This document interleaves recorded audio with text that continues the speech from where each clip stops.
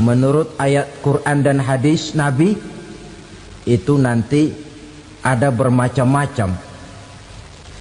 Ada orang beriman itu yang dimasukkan surga. Ada orang beriman itu yang dimasukkan ke dalam surga. Ada orang beriman itu yang disebut penduduk surga. Kenapa lain-lain, Pak? Karena waktu di dunia amalannya juga lain-lain. Ada orang beriman yang masuk surga. Ini paling murah tiketnya. Mau masuk surga? Kata Nabi begini, ma min abdin qala la ilaha illallah thumma mata ala dhalik illa dakhalal jannah. Kalau seorang hamba sudah mengucap dua kalimat syahadat, dia yakin dengan kebenaran kalimat itu sampai matinya, orang itu akan masuk surga. Abi Dzar yang waktu itu diajak bicara heran, ya Rasul kok gampang betul? Iya. Walaupun orang itu mencuri, iya. Walaupun orang itu berzina, iya. Biar dia mencuri, biar dia berzina, kalau dia sudah mengucap dua kalimat syahadat, dia yakin dengan kebenaran kalimat itu sampai matinya, itu orang akan masuk surga. Jadi masuk surga cukup dua kalimat syahadat, yakin sampai mati, masuk surga. Itu perkara masuk.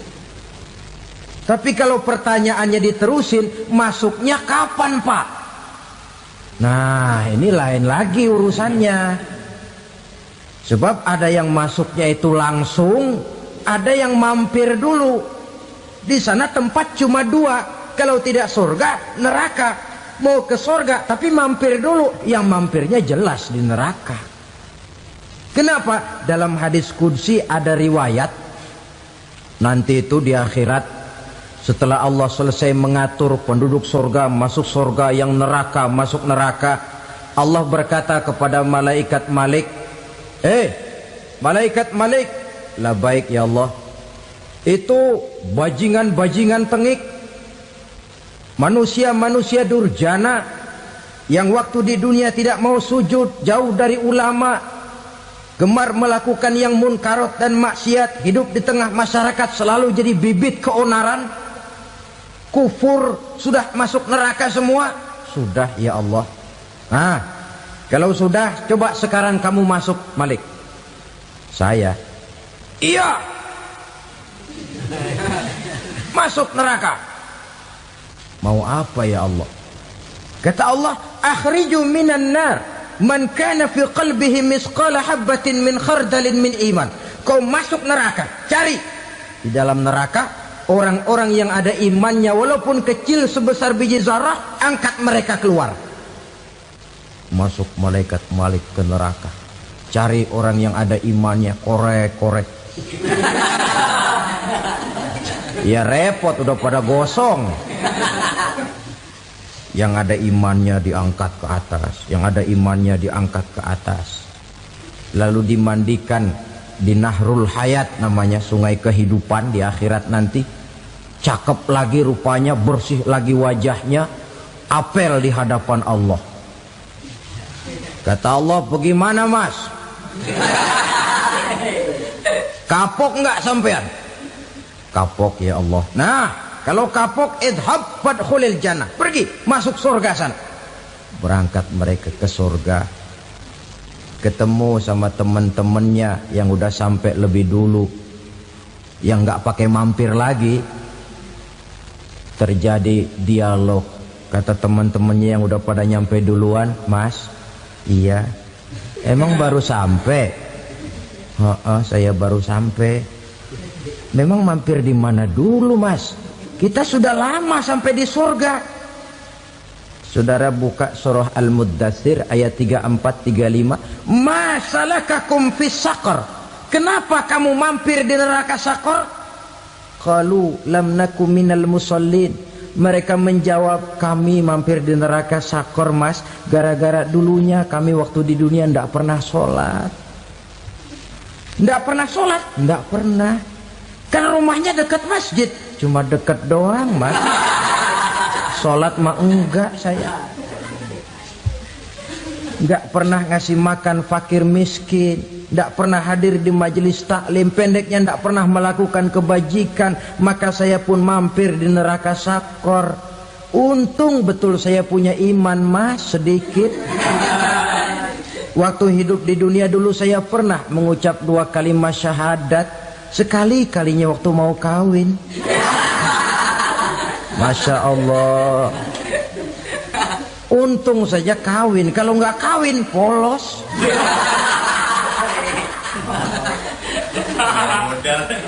Itu juga pengulu sudah setengah mati ngajarin. Asyhadu alla, asyaduaan, asyaduaan.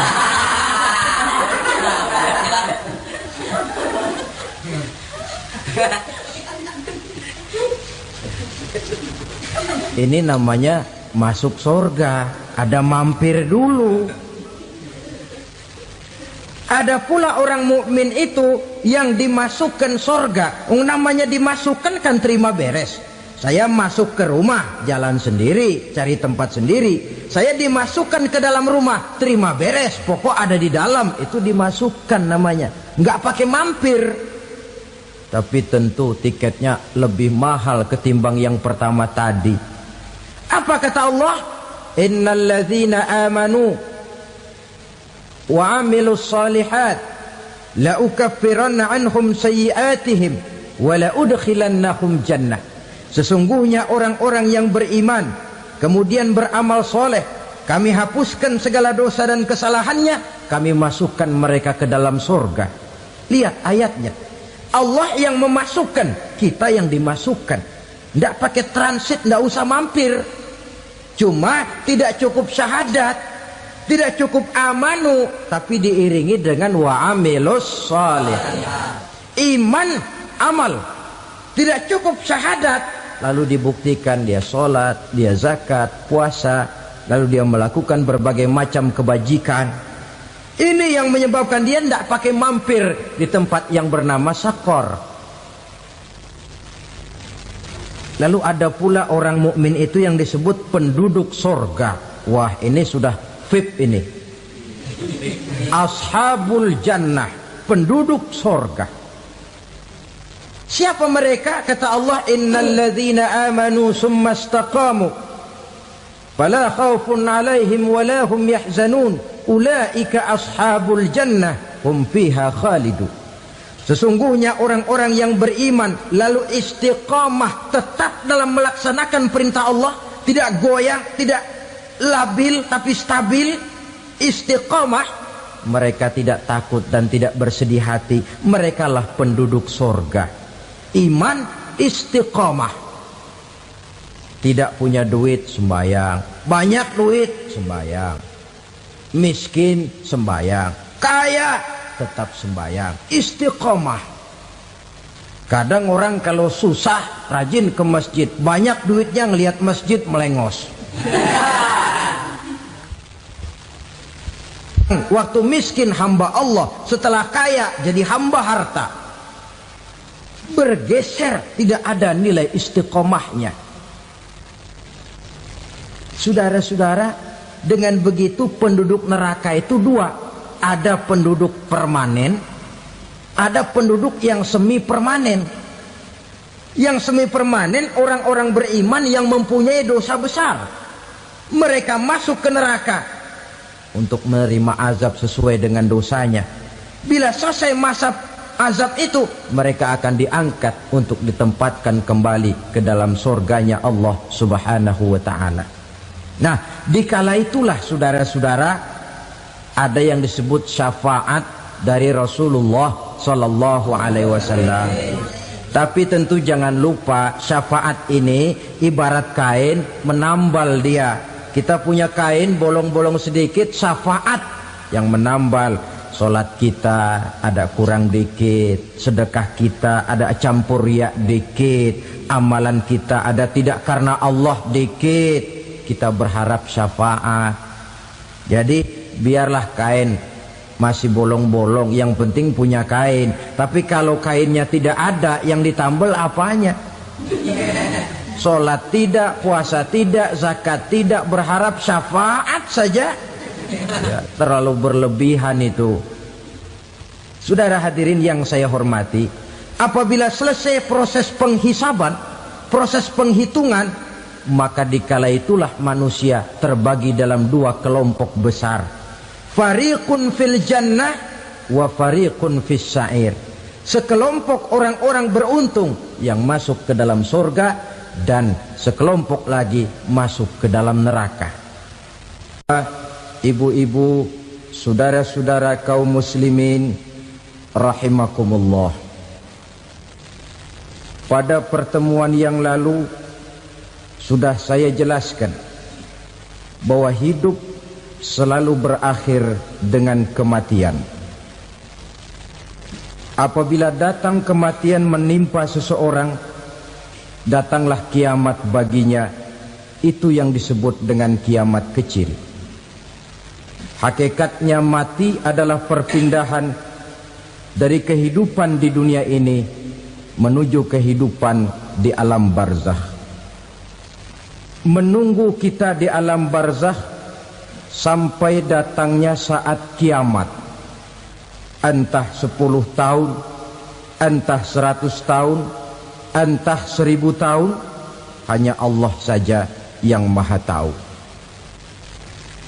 Adapun orang-orang beriman yang melakukan amal kebajikan dalam kehidupan di dunia ini, masa penantian yang lama di alam barzakh buat mereka sebentar saja. Tetapi bagi orang-orang kafir yang ingkar, yang tidak beriman kepada Allah, yang hidup di dunia cuma menumpuk-numpuk dosa, tentu penantian di alam barzakh akan merupakan waktu yang sangat lama. Bukankah dalam kehidupan kita waktu itu memang relatif? Contoh misalnya, bagi pemuda-pemudi yang sedang duduk asyik memadu cinta, waktu 4-5 jam saja rasanya cuma 4-5 menit. Tenggelam oleh keasikan. Tapi buat orang yang berbaring di rumah sakit, meratap di balik-balik apa itu tembok derita kata lagu, di balik dinding-dinding penjara, sehari bagai seminggu, seminggu rasa sebulan, sebulan boleh jadi rasa setahun. Penantian yang sangat lama. Kapan kiamat itu akan datang? Ini rahasia Allah. Jangankan kita yang orang awam, baginda Nabi sendiri tidak diberitahu oleh Allah kapan kiamat itu akan terjadi. Tetapi sungguh pun demikian, banyak hadis-hadis yang menjelaskan ciri atau tanda-tanda datangnya kiamat. Nah, kalau sudah bicara soal tanda, tanda kiamat itu ada dua. Pertama yang disebut alamatus sughra, tanda-tanda kecil. Ini waktunya masih ada tenggang. Ada yang dinamakan alamatul kubra, tanda-tanda besar. Artinya kiamat sudah diambang pintu. Apa tanda-tanda kecil dari datangnya hari kiamat itu? Misalnya kata Nabi, apabila ilmu sudah diangkat oleh Allah, artinya apabila ulama sudah banyak wafat, minat orang belajar agama berkurang, lalu kebodohan nampak merajalela di mana-mana, zina dikerjakan secara terbuka, minuman-minuman keras jadi kebanggaan, itu termasuk di antara tanda-tanda kecil terjadinya hari kiamat. Apalagi misalnya iza waladatil ammatu rabbataha, apabila budak sudah melahirkan tuan. Apa maksudnya? Ada yang mentafsirkan apabila anak sudah bisa membudaki orang tuanya. Orang tua yang melahirkan dia, yang membesarkan dia, demi setelah si anak besar jadi orang berpangkat, bertitel, berharta, berkedudukan, jadilah orang tua itu budaknya. Sehingga sering dibilang kalau orang tua kaya, anak jadi raja. Tapi kalau anak yang kaya, orang tua sering jadi budak. Apalagi munculnya fitnah yang bergelombang, timbul perang antara dua bangsa yang besar, waktu berjalan terasa sangat pendek sekali. Itu merupakan tanda di antara tanda-tanda kiamat. Termasuk di dalamnya sulit membedakan mana laki, mana perempuan.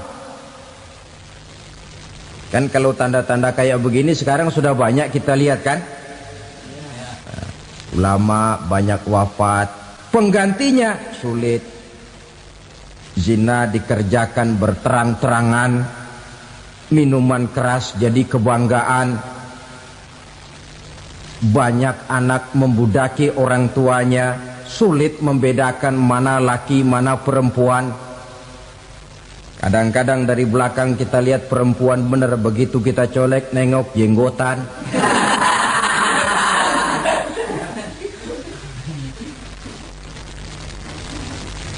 Ini termasuk tanda-tanda kecil. Masih ada tenggang sampai akan terjadinya kiamat itu. Nah, yang dimaksud dengan tanda-tanda besar, ini tanda besar artinya kiamat sudah diambang pintu. Pertama, matahari terbit dari sebelah barat. Apabila matahari sudah terbit dari arah sebelah barat, tertutuplah sudah pintu taubat. Bersabda Nabi kita, la taqumus sa'atu hatta tatlu'a syamsu min maghribiha. Tidak akan datang hari kiamat sampai matahari terbit dari arah sebelah barat. Fa iza tala'at, manakala matahari telah terbit dari arah sebelah barat, wara'ahan nasu, manusia banyak menyaksikan itu, amanu ajma'un, mereka pun lalu beriman. Yang tadinya kafir, yang tadinya ingkar, yang tadinya membangkang, setelah melihat matahari terbit dari sebelah barat, buru-buru beriman, berlomba-lomba mengucap dua kalimat syahadat. Tapi apa yang terjadi? Kata Nabi, wadzalika hina la yanfa'u nafsan imanuha lam takun amanat min qabl. Hari itu adalah hari yang iman sudah tidak berguna lagi bagi seseorang apabila sebelumnya memang dia tidak pernah beriman. Au kasabat fi imaniha khaira, atau beriman tetapi tidak pernah melakukan kebajikan di dalam keimanannya itu. Hari yang sudah kasib, hari yang sudah terlambat, beriman tidak akan ada gunanya lagi. Ini pelajaran buat kita. Sebelum sang surya terbit dari sebelah barat, sebelum nafas sampai di tenggorokan, artinya pintu taubat masih terbuka. Kalau dua hal itu sudah terwujud, nafas sudah sampai di kerongkongan atau matahari sudah terbit dari arah sebelah barat, tertutuplah sudah pintu taubat.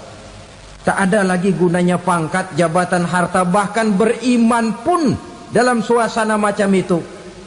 Too late, kata orang Kulon. Sudah terlambat. Matahari terbit dari arah sebelah barat. Itu tanda besar, artinya kiamat sudah diambang pintu. Lalu apalagi tanda besar? Munculnya Dajjal. Dajjal artinya pendusta-pendusta yang menyesatkan manusia. Ada dua macam Dajjal, saudara. Ada Dajjal kecil. Ini Dajjal kelas teri. Kalau ini sejak zaman Rasulullah sudah ada itu. Tiap zaman ada. Di zaman Rasulullah misalnya ada yang bernama Aswad al-Unsi dari Yaman. Ada yang namanya Musailamah Al-Kazzab dari Yamamah. Ada yang namanya Ibnu Sayyad dari Madinah. Ini dajjal-dajjal di zaman Rasul. Musailamatul Kazzab memproklamirkan diri jadi nabi dia. Di zaman Rasul masih hidup. Ini dajjal zaman Nabi. Di zaman sahabat muncul dajjal-dajjal. Di zaman kita sekarang ini dajjal-dajjal pun gentayangan. Dajjal-dajjal kelas teri. Kerjanya mendustakan manusia, menyesatkan manusia, memalingkan manusia dari jalan yang benar dan diridhoi oleh Allah Subhanahu wa taala. Adapun yang merupakan tanda besar dari datangnya kiamat, dajjal-dajjal kelas kakap. Pembohong-pembohong besar yang menyesatkan masyarakat manusia berpaling dari jalan Allah mengikuti jalan mereka.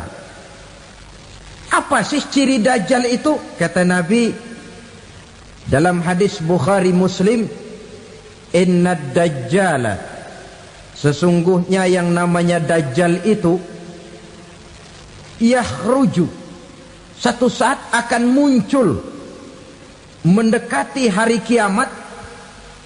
Wa inna ma'ahu ma'an, si dajjal ini membawa air. Wa naran, dan juga membawa api. Dua simbol. Di tangan yang satu dia bawa air, di tangan yang satu dia bawa api. Wa ammal ladzi yarahu an-nasu ma'an fanarun, adapun yang orang banyak lihat air, hakikatnya adalah api.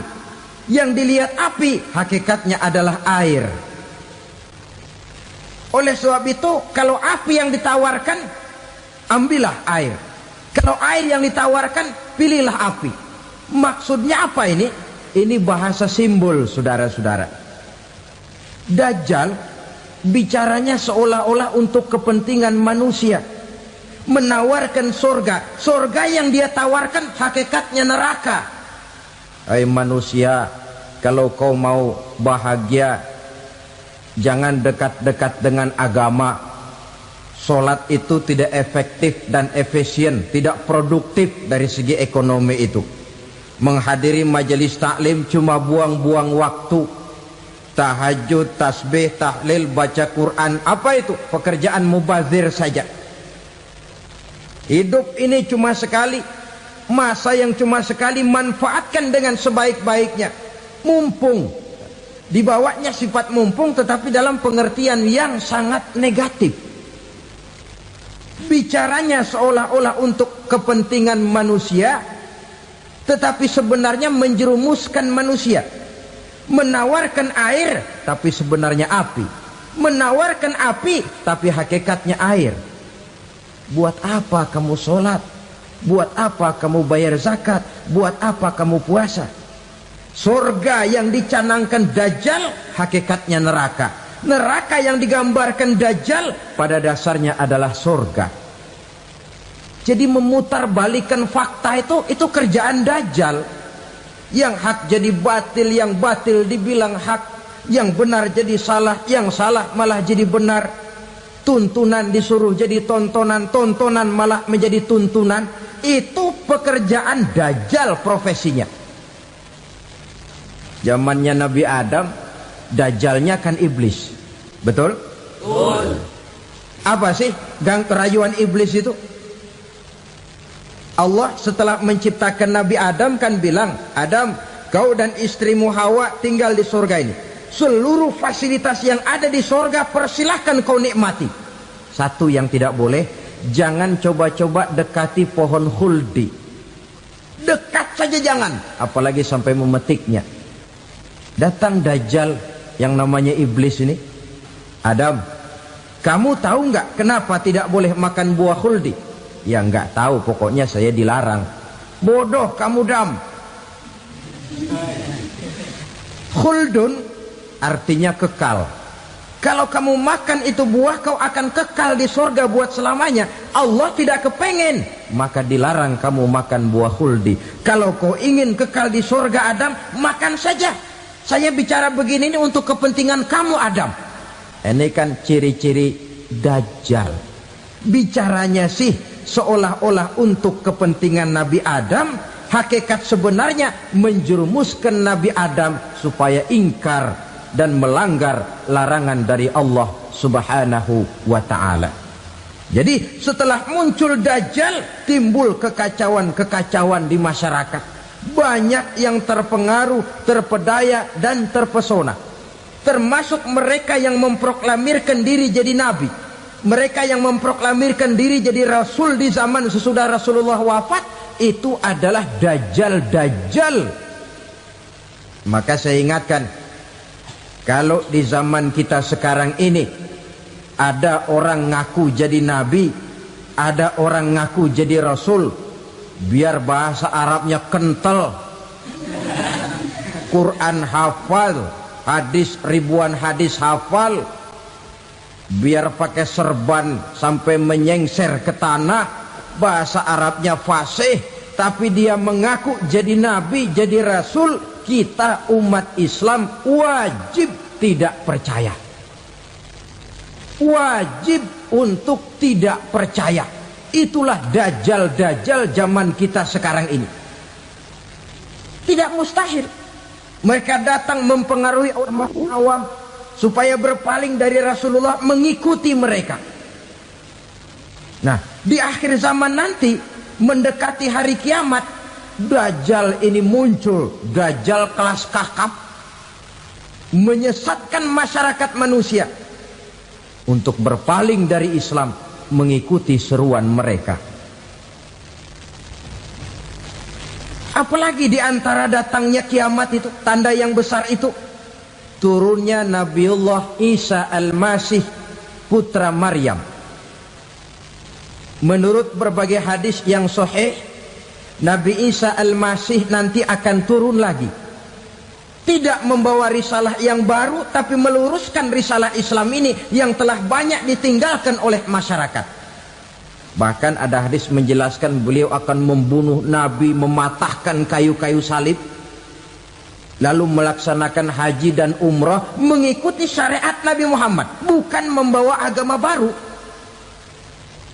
Menjadi semacam mujaddid, reformer, menyelamatkan manusia dari bisikan Dajjal. Bahkan ada riwayat yang menjelaskan bahwa Nabi Isa berhasil mengalahkan Dajjal, mengembalikan masyarakat manusia kembali kepada ajaran Islam yang datang dari Allah, dibawa oleh Rasulullah sallallahu alaihi wasallam. Dengan kata lain, turunnya Nabi Isa bukan sebagai nabi dan rasul baru, tetapi mengikuti syariat Nabi kita Muhammad sallallahu alaihi wasallam. Saudara hadirin, ibu-ibu hadirat yang saya hormati, kemudian apalagi di antara tanda-tanda besar akan datangnya kiamat itu? Keluarnya asap atau awan. Kata Nabi, inna min asrati sa'ah dukhanan yamla'u ma bainal masyriqi wal maghrib. Di antara tanda-tanda kiamat, munculnya awan antara langit dan bumi. Ini pun diperkuat dalam surah Ad-Dukhan ayat 10. Fartaqib yauma ta'tis sama bidukhanin mubin fayughshan nas hadza azabun alim. Bagi orang-orang yang beriman, mereka biasa-biasa saja. Tapi bagi orang kufur, datangnya asap dan awan ini merupakan azab yang kelewat pedih. Barangkali sedikit mendekati gambaran tentang azab yang pedih ini, saya ingatkan alam pikiran kita kepada peristiwa yang belum lama terjadi. Pernah dengar berita bocornya reaktor nuklir di Chernobyl, Uni Soviet? Pernah dengar? Nah, bocornya reaktor nuklir di Chernobyl yang mengakibatkan ratusan bahkan sangat mungkin ribuan nyawa. Cuma satu reaktor. Bagaimana kalau seluruh cadangan nuklir yang dimiliki oleh para negara adikuasa ini diledakkan? Bahkan yang konon menurut catatan cadangan nuklir yang dimiliki bersama oleh Amerika dan Rusia sekarang ini sudah sanggup memusnahkan 6 miliar manusia, 1,5 kali lebih banyak dari jumlah manusia yang nongkrong di permukaan bumi ini. Saudara-saudara hadirin yang saya hormati, lalu saat mendekati hari kiamat, apalagi tandanya? Setelah Nabi Isa wafat, pada saat turunnya yang kedua kali, lalu Allah meniupkan angin sejuk. Semua orang-orang beriman, orang-orang baik wafat, sehingga penghuni bumi ini cuma tinggal lagi terdiri dari orang-orang kafir. Tidak ada lagi di bumi ini yang bisa mengucapkan Allah. Sehingga dalam hadis qudsi itu ada keterangan, innallaha azza wa jalla yaqulu li Israfil.